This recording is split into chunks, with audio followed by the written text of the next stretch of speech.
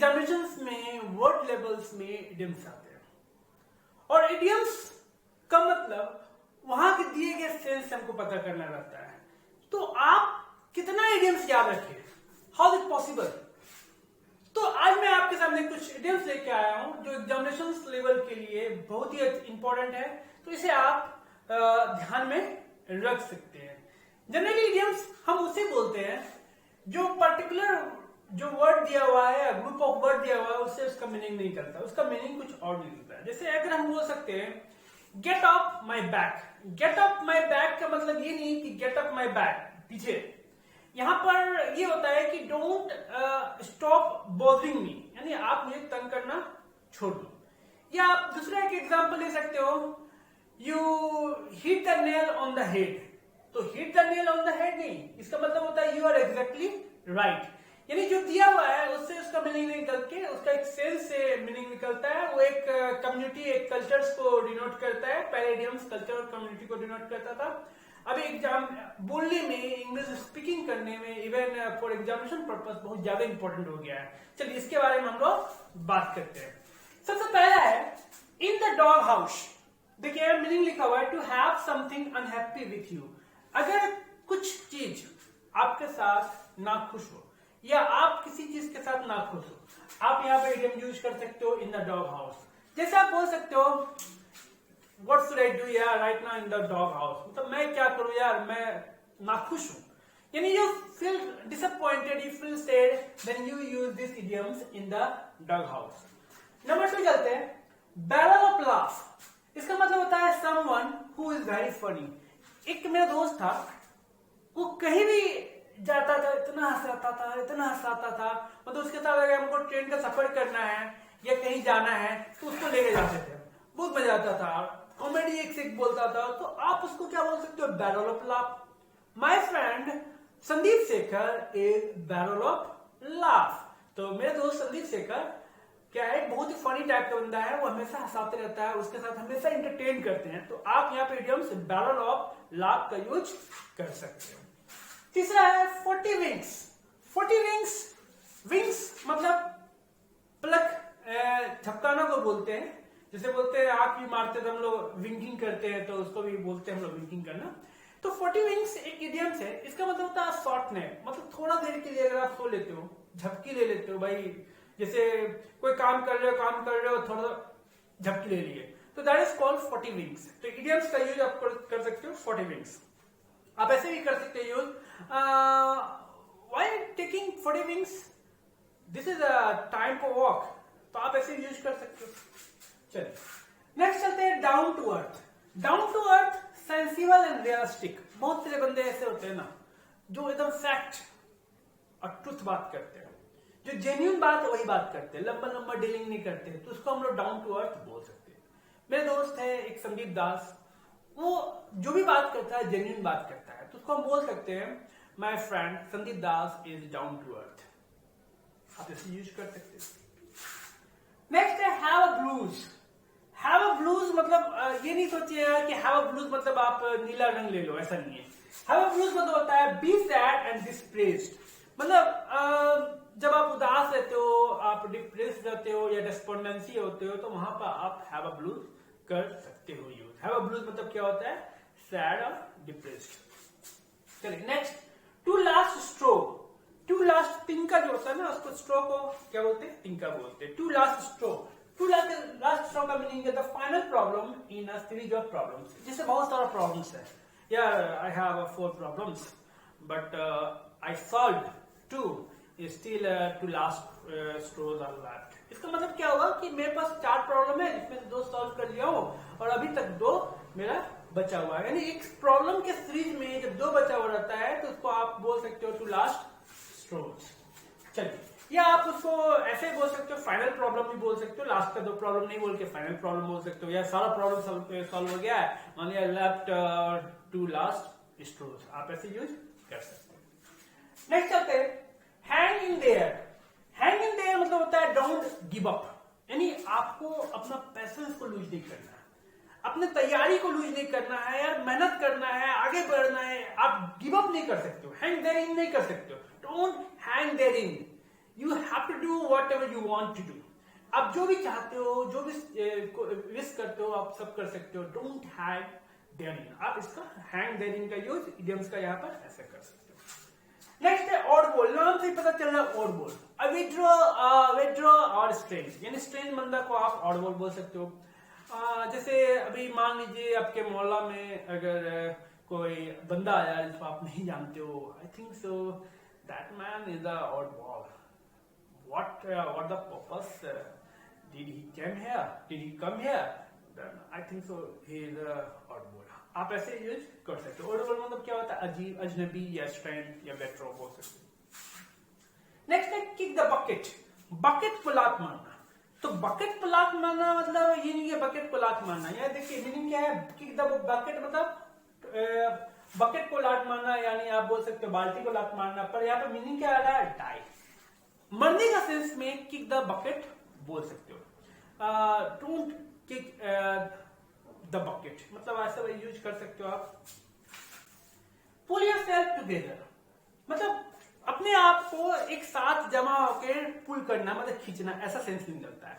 पुल yourself together मतलब count down. You just have pull yourself together. Announcement is going on. कुछ announcement हो रहा है, कोई बंदा हल्ला कर रहा है, तो आप उसको काउंट डाउन को आप बोल सकते हो पुल योरसेल्फ टुगेदर। नेक्स्ट चलते हैं ब्रेक अ लेग।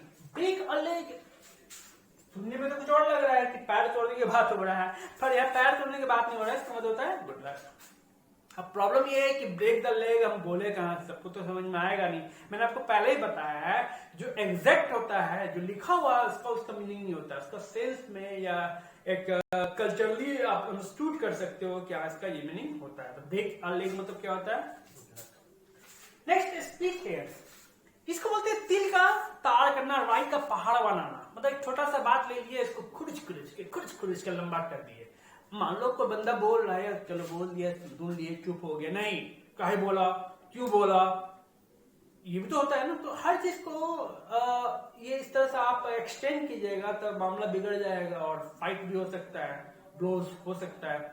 तो स्प्लिट द हेयर मतलब होता है तिल का ताड़ करना, यानी आप बोल सकते हो आर्ग्यू करना और worry about some details. Small details ले लिया, उसके बारे में पूरा चिंतित करना, भाई क्या होगा, कैसे क्या नहीं हुआ, मतलब बहुत तरह का बात हो जाता है। जैसे हमको इंग्लिश सीखना रहता है, इंग्लिश सीखना एक जेन्युइन सी बात है, सीखना है, पर उसके बारे में हम लोग वरी हो जाए तो कितना मजा है, सीख ही ले।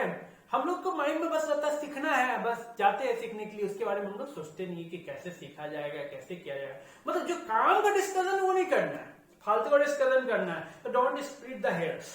आप बोल सकते हो कि अगर जरूरत से ज्यादा कोई एक्सटेंड कर रहा है कोई छोटा मोटा बात को, तो आप वहां पे इडियम्स यूज कर सकते हो, डोंट स्प्लिट हेयर्स। नेक्स्ट है ब्लैकआउट। ये तो सुने ही होंगे आप लोग, ब्लैकआउट। ब्लैकआउट मतलब होता है जैसे चारों सब इलेक्ट्रिसिटी अगर चला गया तो ब्लैकआउट बोल देते हैं। तो ब्लैकआउट मतलब फैंट होता है, मतलब बेहोश होना।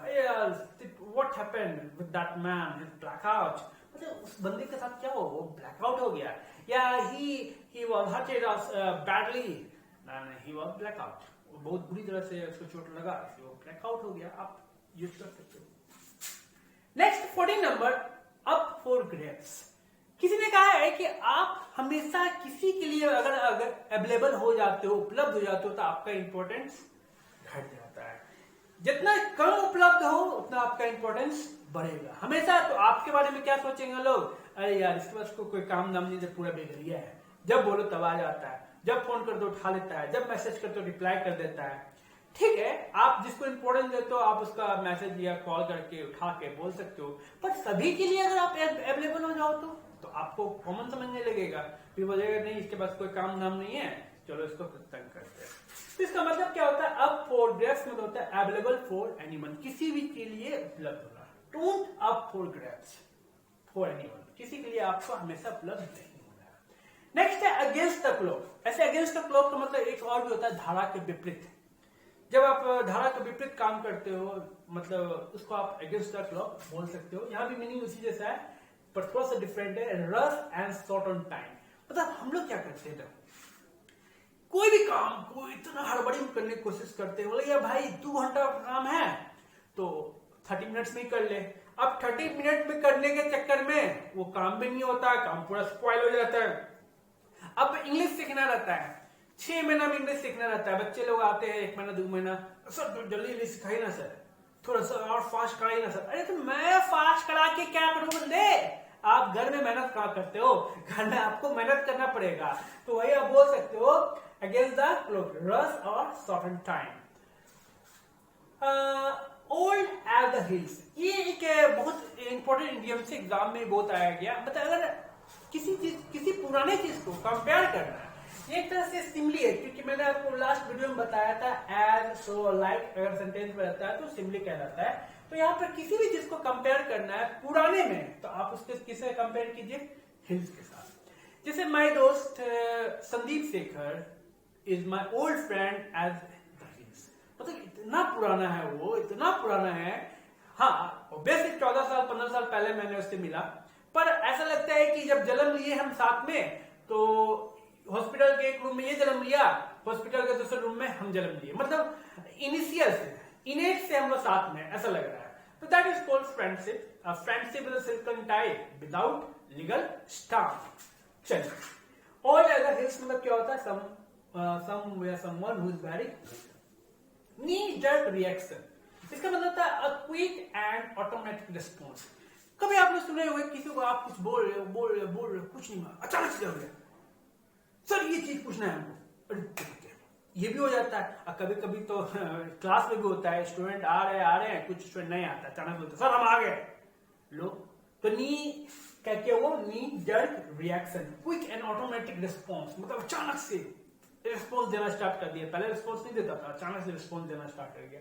तो उसको आप इडियम्स में क्या बोलिएगा, नी जर्क रिएक्शन। नेक्स्ट है क्यूरियोसिटी किल्ड द कैट। पता ही चल रहा है कि ज्यादा हड़बड़ाइएगा तो प्रॉब्लम होगा।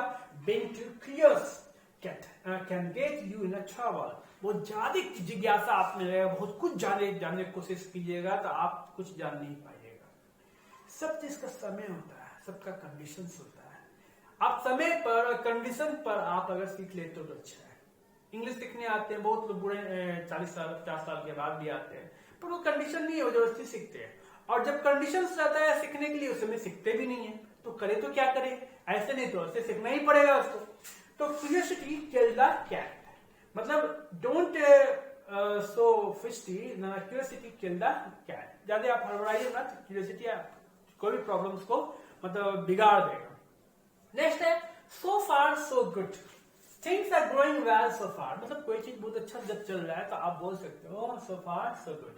हाउ द स्टडी ऑन, अगर कोई आपसे पूछता है हाउ द स्टडी ऑन, आप बोल सकते हो my study so far so good, मेरा स्टडी अभी बहुत अच्छा से चल रहा है।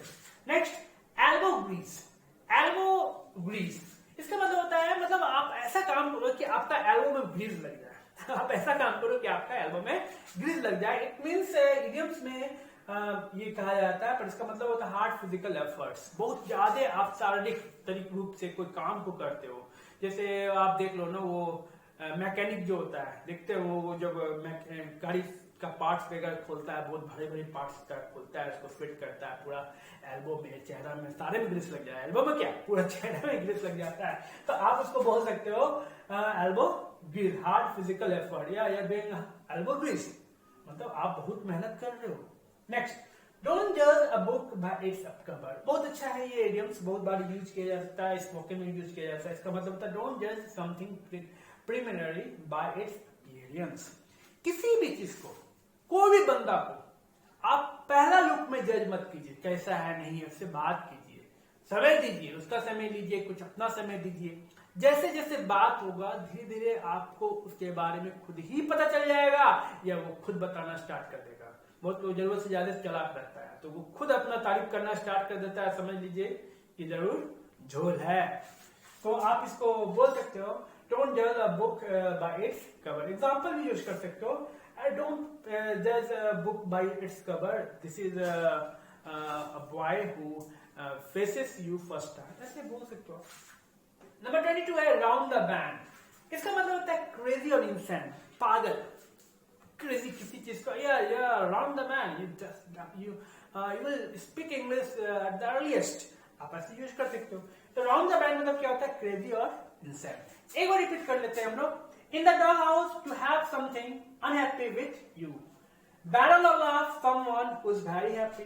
40 wings, a short nap. Down to earth, sensible and realistic. Have a blues, be sad and depressed. To last straw, the final problem in a series of problems. Hang in there, don't give up. Oddball, a weirdo or a stranger. Kick the bucket, it means die. Pull yourself together, it means calm down. Break the leg, it means good luck. Speak here, argue and worry about some details. Blackout, completely flanked. Up the cliff, available for anyone. Against the clock, rust and thought on time. Or at the hills, someone who is high or need of reactions, a quick and automatic response. Curiosity killed the cat, being too curious can get you in trouble. So far so good, things are going well so far. Allegorist for hard physical effort. Don't judge a book by its cover. Don't judge someone, something primarily by its appearance. Round the band, that means crazy, insane. If you like this video, subscribe my channel, give your support as a like and forward to all my friends. This is Anush Kumar.